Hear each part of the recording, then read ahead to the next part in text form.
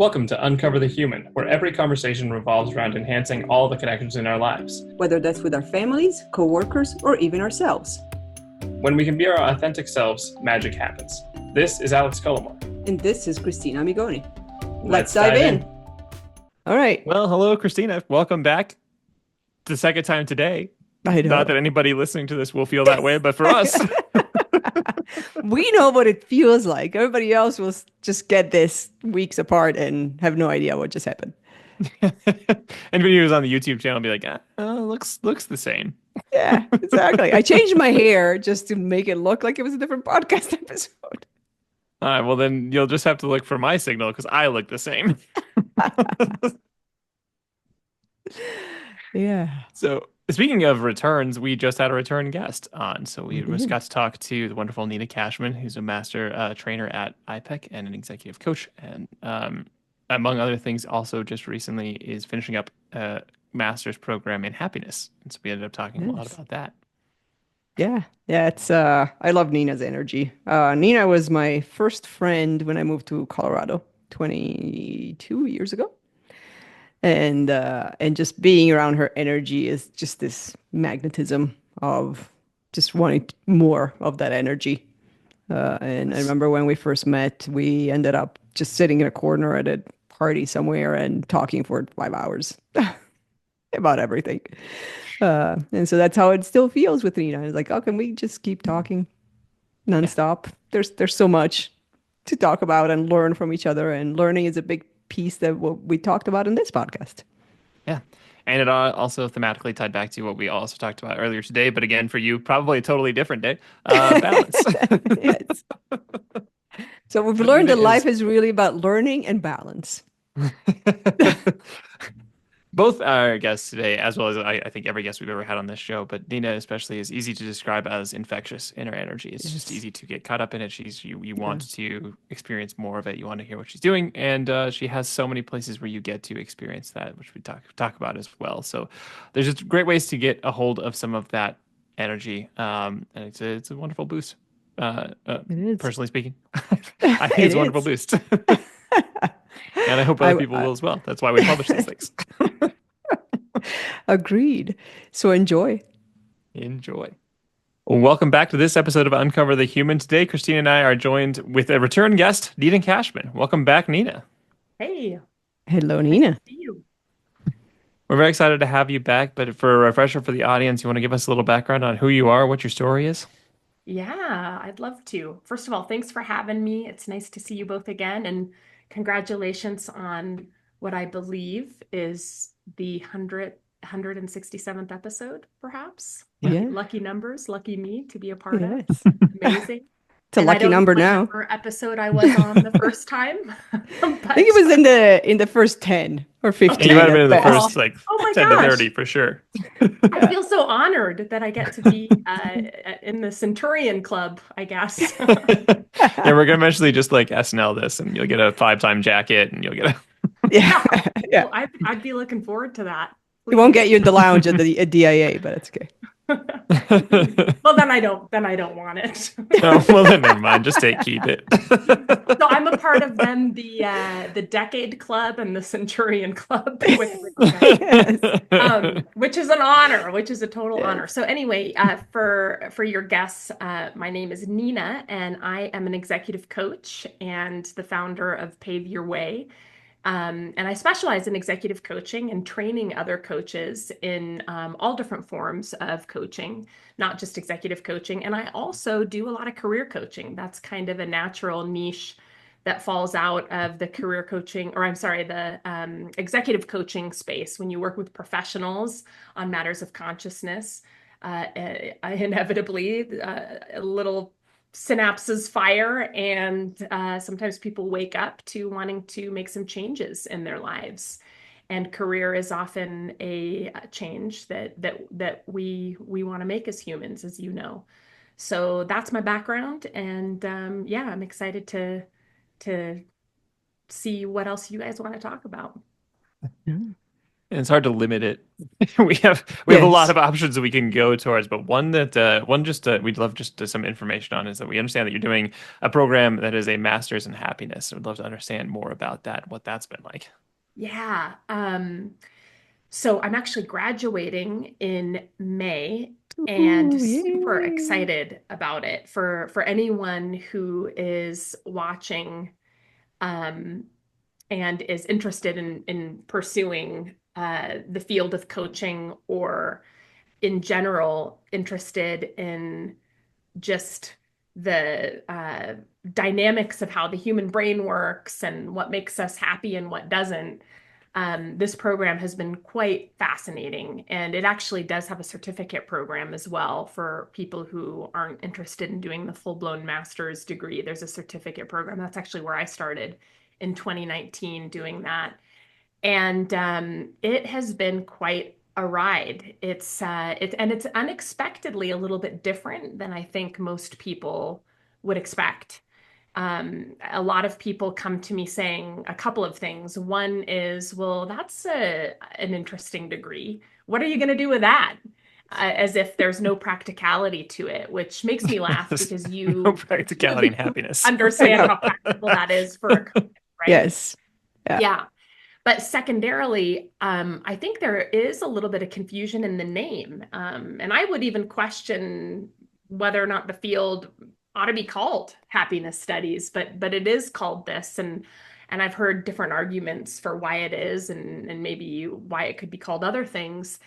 Um, but the interesting thing is it's not really about how do you be happy all the time, because actually a lot of studies show that when you force happiness, when you pursue happiness directly, it actually has the opposite result. It leads to depression.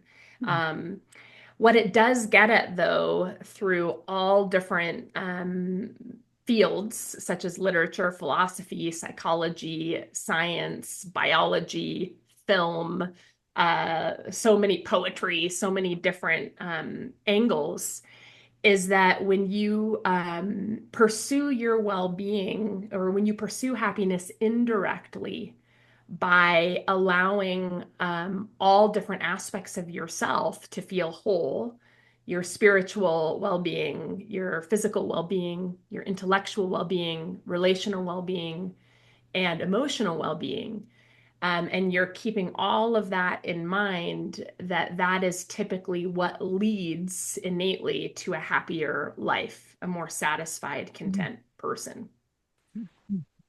That's very fascinating, especially since we just recorded this morning another episode with a guest that talked about balance. So it feels like it's the theme of balance and balancing all of those pieces, and finding that balance is all those pieces is how we get the outcome. We were also talking Absolutely. right before we started recording about like therapy work, coaching work, things Hmm. that this ties in well with both balance and with the idea of more integrated happiness. There's so much of the work that is internal work is connecting the pieces that have become separated somehow, whether it's emotions that are trapped somewhere, whether it's just trapped memories that are or traumas that are trapped in kind of a certain place, reintegrating that, or integrating all the different parts of us. And in the balance, when we were talking about balance this morning, it's about really finding all the different pieces and what might be a little bit out of sync, and bringing all those things kind of more back together as a practice and continually integrating. And so much of coaching work, so much of therapy work, so much of all of our discussions end up being about that integration instead of kind of the way that I don't know, you see on LinkedIn a bunch of like, hey, do this skill, do this one thing, and we do very discrete offshoots. But so much of the deeper stuff is that connection layer between all these little silos of our brain, of our existence, of our general well-being.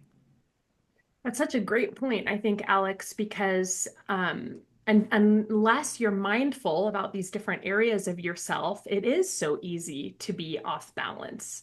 I was even shocked in taking the program. Well, even the first time when I did it's called HSA for people who are interested. You can just do the certificate program without really the added elements of writing and submitting homework. Essentially, with the master's program is definitely a little bit more time consuming, and there's higher expectations from it, and more robust, I would say. The certification, though, is incredible. And even then, in 2019, I realized how dim my intellectual element, we call them the spire elements as a way Mm, to remember it. Spire stands for spiritual, physical, intellectual, mm, relational, emotional. mm, So even in taking the program and diving into something that stimulated my mind in such a beautiful way was an incredible reminder for me of how off balance I had allowed that to get. mm. And how important it is to someone like me who has a fairly active mind. I would say I store a lot of energy in my brain, Yes. and that energy does not have an outlet. It starts to impact me in other ways. It starts to that imbalance, as you put it, Alex, then starts to impact the way I should my spiritual sense, my connection to greater forces, which then impacts the way I interact with Mhm, people, my relationships, which of course impacts my emotions, mhm, which of course is going to have a physical impact. So the whole 9 yards, it's like dominoes.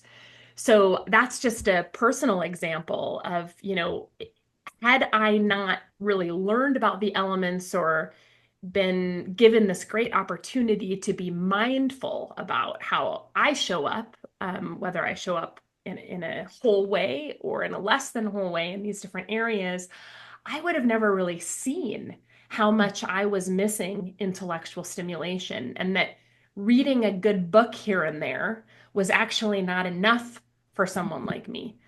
Being in a course and being asked to write and being given challenging assignments, and that is one thing actually that I loved about the corporate world. Maybe that's why I work too much. That was something that a person like me was very stimulated by. I mhm, loved the challenges of trying to figure things out. I loved, even though I didn't say it at the time, looking back, I kind of did love getting those projects that no one else wanted because I mhm, knew that it was a challenge and maybe mhm, I could look for the solutions and solve it.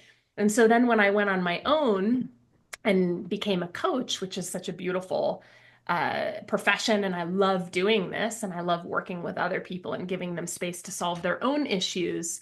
What I realized is I was neglecting my problem solving mhm, skills in my own life. And so that's just a primary example of this mhm, imbalance mhm, idea that you brought to the mhm, forefront, Alex. mhm.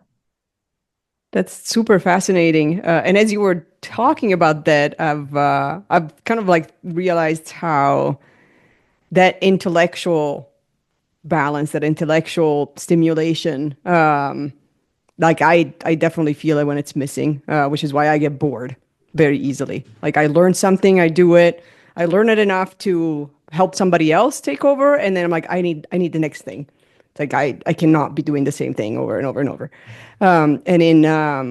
And actually recently, I felt imbalance in other aspects of my life. And so what I have naturally gone to, which I just realized actually, is I've gone back to reading, listening to books, like binge reading, binge listening, which I had let go for many years because I was intellectually stimulated in other ways and through their work. And so in the last, even this past weekend, I think I listened to 7 or 8 or 9 podcast episodes. I now read before I go to sleep for hours, for a long time, which I wasn't doing. I have started and finished audiobooks, which hasn't happened in many years, in less than a week. And so it's that like, like I need to learn more, I need to learn more. And it's helping me then balance the other places, the other parts of the spire that I'm feeling imbalanced on. Yeah, it's funny how sometimes we want to go directly to an area that in our external world seems off, Hmm. not recognizing that the reason that's off is because of one of the other elements. Yeah, Like, again, if you put those yeah, elements in a wheel yeah, and one of those elements is flat, yeah. when you turn that wheel, the pressure it puts on the other elements is that Hmm. much harder, Hmm. right? And you think that because the pressure is harder on those other elements, that those must be your issues, Hmm. not recognizing that it's the flat wheel, the imbalance on the other side that's Yeah. causing the stress and strain Hmm. to those other elements. And unless you mindfully do kind of a check, actually, this course talks about it as a spire check-in. It could be that simple. Do a Yeah. spire check-in. And there's so many ways to do it. I would say Hmm. the simplest way is just write down spire and Yeah. mentally like go through Yeah. each one and ask Yeah. like, where is my spiritual well-being right now? What am I Yeah. doing to fuel that? Yes. Where is my physical well-being?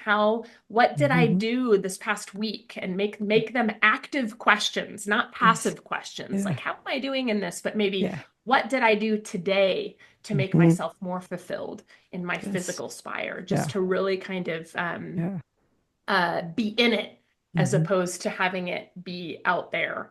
Yeah. But until you do that check-in, you actually might not really realize how important some of these different elements are. Another thing I'd say, Christina, back to the intellectual spire, one of the segments, it was probably my favorite segment so far in the course, but I was a philosophy major, so of course I ate it Me up. too. But we Me too. spent, yes, so you would love it. So we spent 8 weeks reading all the greats. Oh, And yeah. actually, for better or for worse, it might bore some people, but pretty much every one of those essays I did recently publish on my blog. I've been Oh, trying to publish all my learnings on my awesome. They're blog. great. They're great blogs. Yes. Yeah, well, you're so nice. You actually, yeah, you Yes. commented on the one Yes. on Ubuntu, and Ubuntu. what they did a great job of, I felt, was also going for having us revisit the greats from all around the world, not just the US. Yes, we looked at Emerson, which is a great US mind, Mhm. revolutionary thinker. And it's so great to revisit it. It's like, oh my gosh, I understand Americans so much better when I read Emerson. I have appreciation actually for Yeah. Americans when I read Emerson. And then you read like Confucius or the Tao Te Ching. And then you also have an appreciation for Eastern philosophy. And then you read about Ubuntu that comes out of Western Africa and have a great appreciation for their sense of community. And you put all these Yeah. pieces together, and it gives you a different perspective on the world. One of the things, though, I would say out of all these great philosophers that I read, also we read some great female ones. Mm. It's amazing. Like Margaret Wheatley was one of them. Du Châtelet, a female from like the 1800s, totally ahead of her time. So inspiring to read these female minds of those times. Um, but they all basically say that the key to a good life is learning, is Mm. non-stop learning. Mm. So that intellectual spire is very important because it's related to all the timeless wisdom. You read Confucius. I actually just published a blog post Mm. from my learnings about Confucius, and that's what I honed in on. It's all about the root of all well-being is to Mm. constantly be learning because you never learn at all. That's essentially what we're here Well, to yeah. do is Yeah. learn, right? As Mm. spiritual beings having this human experience, we're here to Yeah. learn. Yeah. I like that a lot. I like the idea of continually learning. I can't imagine, honestly, living without continually learning. There's just too much to know, and there's too much that is unknown. And it will forever be that way. There will always be more to know, which is kind of a relief. Yeah, absolutely. But it's funny too when you think about learning, Alex, as you're talking, it also makes me think of what there is to learn or how we learn through the soul or through the Hmm. spirit, not just through the mind. Yeah. Because I don't know if you two have sensed this. I'm sure you have experienced this plenty of times. I know that I feel this way sometimes, where my pursuit of knowledge through my brain sometimes becomes too much, where sometimes I Hmm. have to Yeah. stop listening to podcasts on my Yeah. walks, stop reading books, Yeah. and just kind of sit down and meditate, Hmm.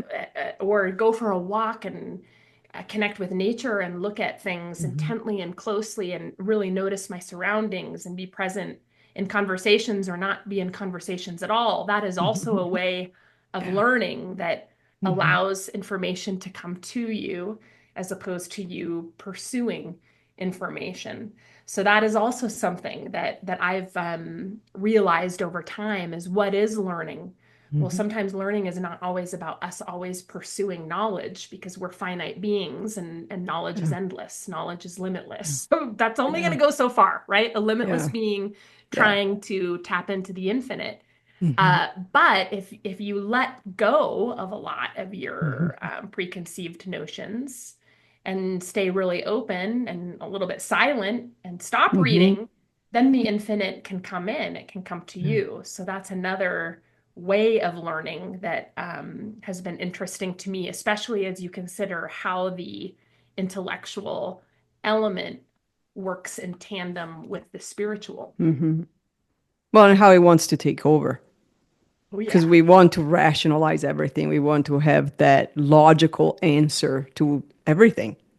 And sometimes it's just about what if we just feel? And the feeling is the answer. Yeah. I think sometimes we treat those like those are different, but we can also just see it as rational to add that feeling into just Hmm. the equation. What if that is not outside of the realm of, you know, it's not that it's not a fact. It's a fact. You're feeling something. Yeah. Yeah. If you need the bridge, treat it like a bridge. Yeah. One thing Indeed. I'd be curious about, Nina, there's definitely like actively pursuing knowledge. Sure, you can read books. There's the more spiritual journeys of like the trying to understand things just more on a visceral level. One other way that is often taught as like a way to learn is if you do teaching. So I'm curious what reflections you might have from having done blogs about your learnings. How does that also tie into building your own intellectual curiosity?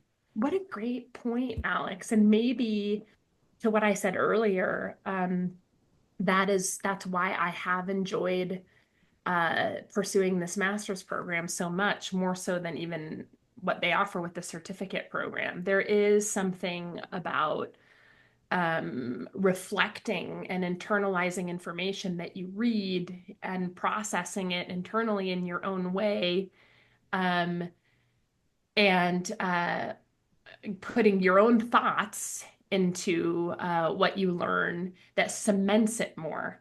You know, it's one thing to learn about information. And again, I would say it gets back to what both of you have talked about with feeling. It's one thing to let your brain process information, and I think it's quite another to feel it. Mhm. And sometimes it's hard to feel, especially ancient work, even though logically you get it, until you've allowed it to mean something to you internally. And this is actually one of the things that I love about philosophy is it's all based on wisdom that we all innately know. And it's wisdom that has not gone away. And if you just revisit it, and then take some time to reflect upon what it means to you in your life in a modern time, you realize how profound and how deep and actually how helpful it is for you to manage your relationships and process your emotions and do all the things that we sometimes struggle with as, again, I'll say spiritual beings having a human experience, Mhm. because I do think a big part of what we're all here to do is experience these extremes of pain and joy. That's a big part of life. Yeah, you can choose to live in the middle where it's comfortable and Mhm. it's numb. But if you choose to live there, then you never get the beauty of intense joy if you don't allow yourself to Yeah. sometimes experience that intense pain. And somehow these old philosophers, um, they were onto something. I mean, they were onto something, and that's why their work has stood the test of time. But of course, back to what you said, Alex, if I didn't have that opportunity to write about it, and I suppose I wouldn't do that unless challenged to. I don't know that I'm going to spend my Wednesday writing about the Tao Te Ching. I don't even think I probably would have read it truthfully had a Yeah, course it's not said true. read it. There's Yeah. just too much distraction in the world. There's too Mm. many other books that there's too much entertainment to pull my attention. Mhm. So there's something about being in the rigor of a program that keeps you on track and really activates that it's not even a desire. It activates the pursuit Mhm. to do important, sometimes life-changing things. And I would say that's the benefit that the program has been for me, and probably is for anyone who chooses to be more educated, or whether I see it even with my kids, whether you're in elementary school to, getting your PhD. Usually it takes a class or an instructor to challenge you to get the homework done. Like my kids are not going to be doing math unless the instructor requires it due Yeah. the next Yeah. day. Yeah. So Yeah, for sure. Yeah, it's interesting because I was thinking about even my IPEC journey and deciding to sign up for the IPEC training. And it was definitely more, I was drawn to the learning, not the outcome. I'm like, yeah, I have no idea what I'm going to do with a coaching certification. That's not what I'm pursuing. I want to learn. I want to learn about this stuff. That was the draw to it. yeah. And what did you, Christina, how did you internalize just in a couple of ways even? What are some of the ways that allowed you to internalize the learning, so you processed it and it became more of a feeling as opposed to just a learning that stayed out here? Yeah, I think for me, especially going through it, being in the classroom, listening to all those things, like I found myself constantly relating to my own experience. So everything that was being taught, I was like, okay, how does that show up in my experience? So that I could go to the feeling of it, not just the intellectual, okay, just ask open-ended questions. And I'm like, well, no, it's bigger. Like, how does that relate to my experience when I'm on the receiving end of that? And so trying to really, I guess, work that empathy muscle of being inside a person's experience with these tools, with this learning, with this new way of relating to people, with this new way of showing up. I mean, one of the things that I know I've internalized a lot is that you don't do coaching, you are a coach. It becomes a being, not a doing. And so good coaches are never not coaches. You're a coach in every conversation, not just the paid hour. And so that's a lot of how I've connected it to the rest of the Spire piece.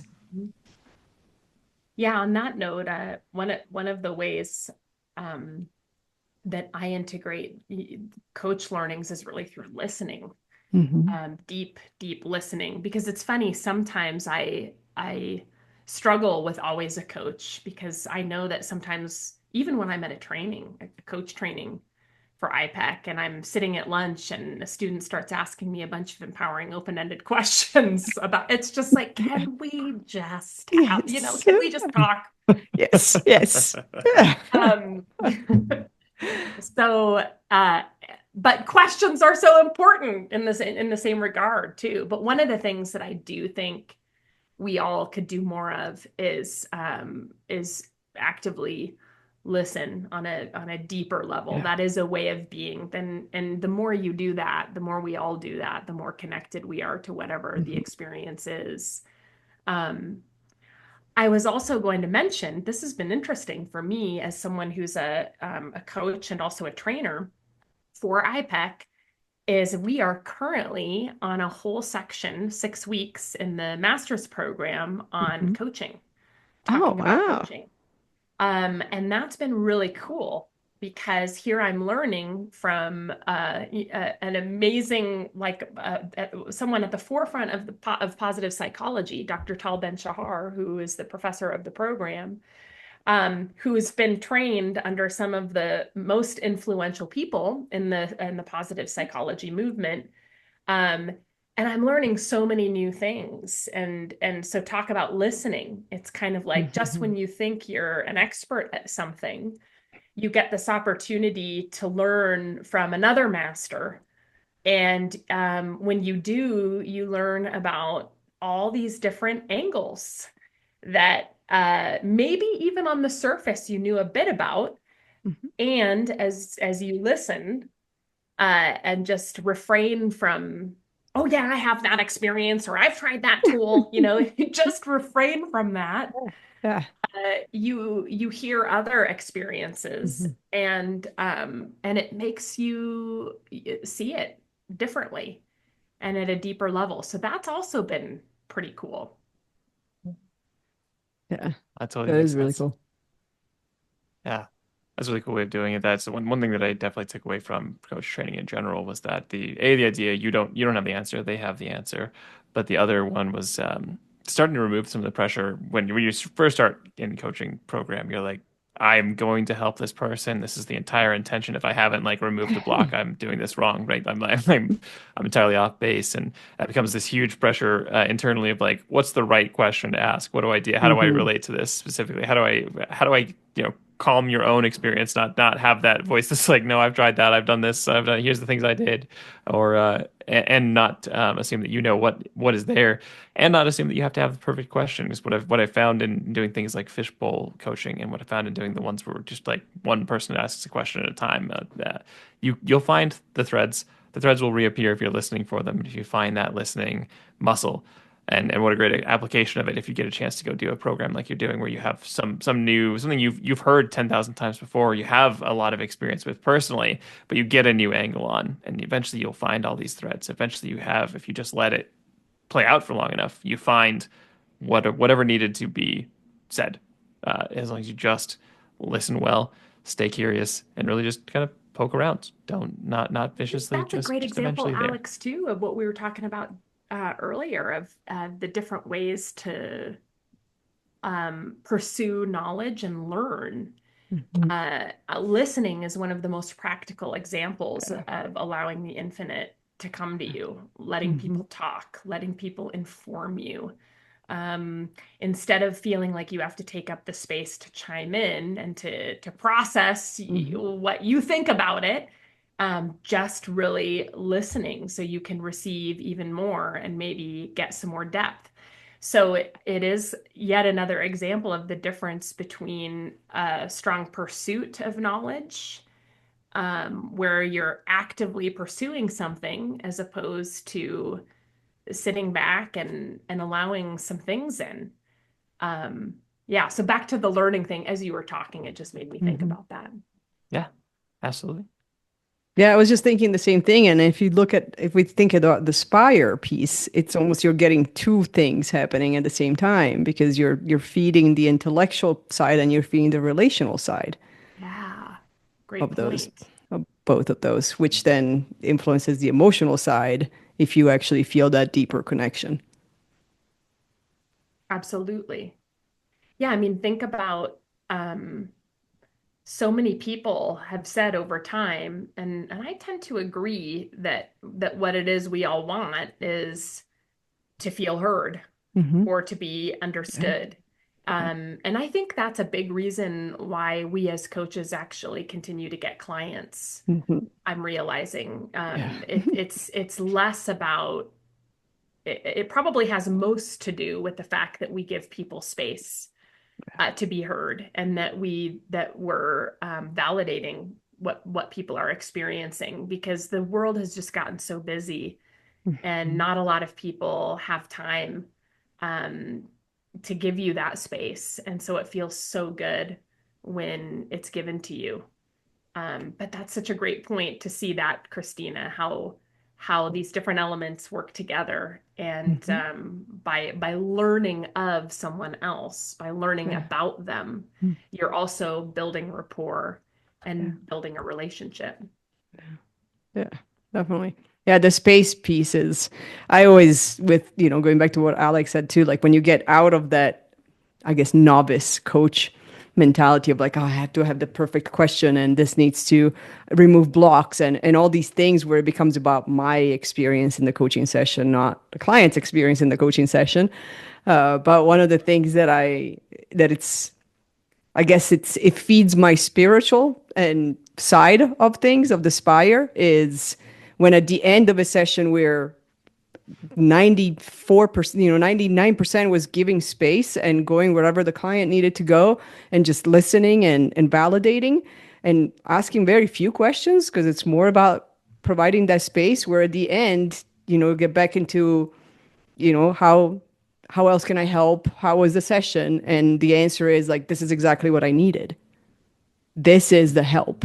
You are helping just by this. Mhm. just by giving me permission Yes. to process and have an experience. Yeah. Yeah. That's almost the gold. That's the gold of why we Yeah. continue to get hired. It's not the Yeah. field work exercises that we Yes. give people or the Yeah. sharing of information that we give of people. And Yeah. isn't that so funny to you now that both of you have been through Mhm. it? Well, you both are coaches and you both are in the field and working and you've gone through intensive coach training. Isn't it fascinating still how many people think that you're in the business of going around and giving people advice and answers? It's amazing. Yeah. It is amazing. Yeah. The misunderstanding Yes. of what we do, especially now when it's so embraced and it's blown up so Mhm. much. I mean, Yeah. our industry is just on fire. And so you don't have to explain it as Yeah. much as you used to. Even when I first got started in 2014, I felt like it needed more explaining Yeah. than it Yeah. does now. And even so, anyone who's never worked with a coach is like, so what do you know about life that's going to teach people anything? You're like, oh wow, we just got to start at the beginning with that one. Yes. That is Yeah. just not what Exactly. we're here to do. That is not what we're Yeah. here to do. And if anyone who's wandering around calling themselves coaches is Yeah. saying that, Yeah. then they probably have not gone through intense Yeah. training to get to be certified, right? And Yeah. there are still a lot of it's still a Yeah. pretty cowboy industry. Yeah. Yeah. It definitely is. The rewarding piece is, and especially as like we've worked with some clients that we've now worked with intensely for the last 3 years, is that they have now felt the I guess the reward, the benefits of having the space, of being able to process, of having that piece that was missing, that they're the first ones to send us into rooms with people that don't know us at all, and all they say is like, just be there. You don't actually have to do anything. Just be you. Just be there, and Yeah. let whatever has to happen happen. And they'll convince like entire departments of leaders to just allow us in the room because like they're just gonna be here to be here. So like in larger group environments as well, not just Yes, one-on-one. yes, Yeah. Yeah. yeah. And it usually And takes Alex starting with, "How's everybody doing?" And then we don't talk for an hour. yeah. Yeah. And it's just one after the other sharing. And then it's like, okay, can we do it again next week? So what you're saying then is just your presence there gives the group a sense that they can express themselves more genuinely is what I'm picking up on here, just by you being there and not Hmm. saying a word.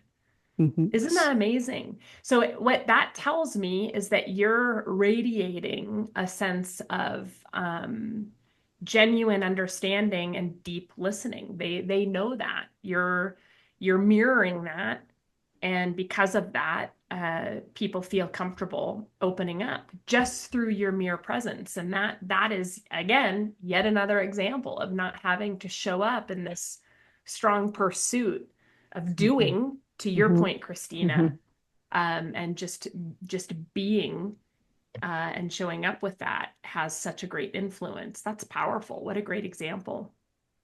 It's fun to experience, and yet sometimes still I find myself like on guard for the one time when we're gonna be like listening for an hour, and then at the end of it they're gonna be like, "Well, you didn't do anything." I still feel like I'm waiting for that, and it's never happened. Not once. Everybody No, not does, I think, once. just end up appreciating that space, and they feel that, and they let it go, and they have some, and it's incredible how helpful that is. But sometimes I feel like I'm at the end of an hour, and I'm like, this is great. I learned a lot, but I'm still like sometimes on guard. Like, oh, are they gonna feel that? Because I feel like I was here and I was definitely present. I was here to listen, and I'm waiting for that one time where somebody's gonna be like, do you even do anything here?" And be like, "No, but yes." Yes. But every time they feel it and they get something out of it, and I've never once been proven right in this fear, and still every once in a while internally I'm like, this is the time. This is the time they're gonna be like, you didn't do anything. Except provide a very safe Yeah. space for an Yes. emotional release to happen. Yes. And Yes. And again, we were talking a bit before we jumped on, and worthwhile bringing up now.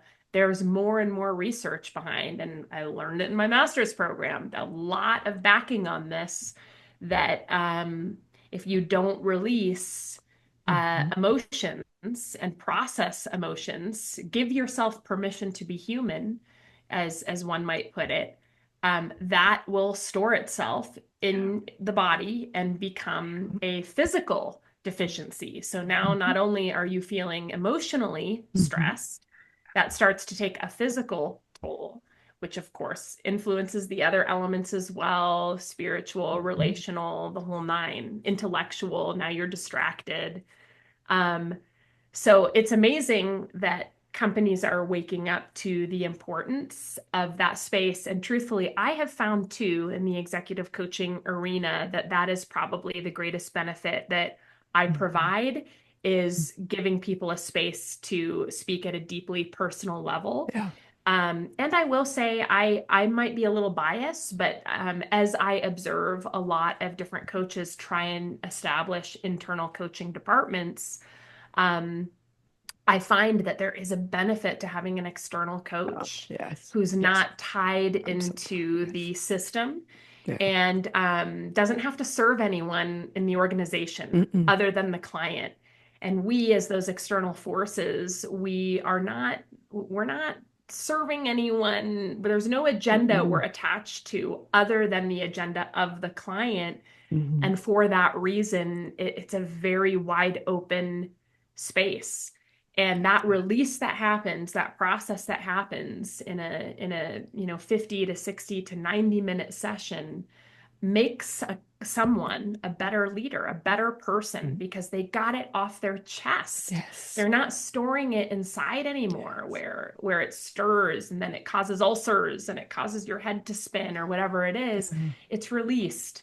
And not only was it released, it was released in the presence of someone who was understanding about it, and someone who has worked with enough people to know that it's a very human experience what you're going through. Isn't that one of the best aspects of our jobs? The more you work with people of all different titles and all different backgrounds, all different genders, all different sexualities, everything, what you realize is we are so much more alike than we are different. And so nothing shocks you anymore. It's like, and maybe that's why Christina refers to me as the person who goes in with a hammer, right? It's just like you've seen enough, and you know when someone is still kind of going through even the deeper emotional intensity of being embarrassed about the fact that they are fallible and human. That's even more torture. It's just let it loose. Like, just go there. Just let yourself feel troubled for a moment. And once that releases, this whole new space is going to open up. Speaking of space, it's not just the space we give them, it's the space that opens up for people afterwards once they're given it. And then in turn, they provide it for other people. They feel the benefit of having that space. So then they turn around and provide it to their peers and their teams or their friend at work or their families. And so it's this constant ripple effect of space creation to be able to be human and be okay with it without the shame. Absolutely. Yeah, because shame on top of whatever emotion you're stuffing down. It's just... Talk about physical ailments. It's like my back hurts just hearing about it. Ain't nobody got time for that. I mean, you got things to do, and that will really distract you. To feel shameful of again experiencing what it is we were put on earth to do. And part of what we were put on earth to do is process pain. And anyone who wants to go head to head with me on that, I'd love to. There's enough pain in the world there's enough evidence to show that is a part of the earthly experience here. And to say that you're immune to pain is your like... body will say otherwise. What was that? Your body will say otherwise. Yes. Yeah, your body will say it all. Or the people that are around you and have to deal with you trying to release your pain on others will say otherwise. Your relational spire will Your start to relation- dwindle. Exactly. If you're not feeling it, Yes. everyone else around you is. Exactly. Yes. It will flatten so much to go into the other stuff. So funny. I read a really cool quote actually earlier today as I was studying as a part of my, I probably put in like 20 or 25 hours a week into this program. And I was reading an article. I wish I could reference the author off the top of my head. Maybe I can send it to you if you Yeah. do. We'll put it in the podcasts notes. Yes. with everyone. But it was about this idea of how we have the tendency to take credit for when things in our lives are going well externally. It's about, I think the article was about triggers, but if triggered and triggered in a way that doesn't feel good, then it's someone else's fault. Oh, yeah. Right? Then we blame Yes. everyone. It's everyone else's fault. Yes. Instead of recognizing, and we teach this also in IPEC, that oftentimes there's a deeper root to our external triggers, and that's actually where we have control. And that has to do with our internal belief systems, some of which do trace back to childhood. So, the stimulus happens, something happens to us. We process it through the filter of maybe our 6-year-old brain that went through some, painful experience. And it's this person's fault. Yes. Yeah. And now we're completely out of control because what are we going to do with that? Instead Act of like taking 6-year-olds. ownership of it to some extent. I mean, we can't take up ownership for everyone's actions, but we definitely can take ownership for how we're going to engage with another person's actions. Yeah, definitely. Yeah, it's fascinating. I think Dr. Gabor talks about that too. It's like you're gonna get triggered. And it's the same impact concept of if somebody pushes a button, it's because there's a button there to begin with. So instead of reacting and pushing back and blaming the person that pushed the button or the situation that pushed the button, figure out why there's a button there. Absolutely. I actually just looked this up too. It's the article I'll send to you guys. It's just a summary of it's a book review summary of Martin Goldsmith's book called Triggers, which might be interesting for your crowd to take a look at. Yeah. So to conclude this part of talking to you, because we could talk to you forever. Our hallway analogies the last time, or our furniture? Was it furniture? Or I believe it was. It was something. Now we've got a flattened wheel. That's all I know. We've got a flattened wheel on this one. So right. every other it's like cocoon. Yeah. Cocoon. I saw cocoon. Alex's eyebrows raise like during that moment of the podcast. I love that image. That's a great one. That's a perfect way of thinking about it, and the pressures that it puts on, and just the uneven ride that you really get the feel of as you ride over a partially flat tire. Tension. Yes. So what is your definition of authenticity? 3 years later, 4 years later, however it's been. Love that question.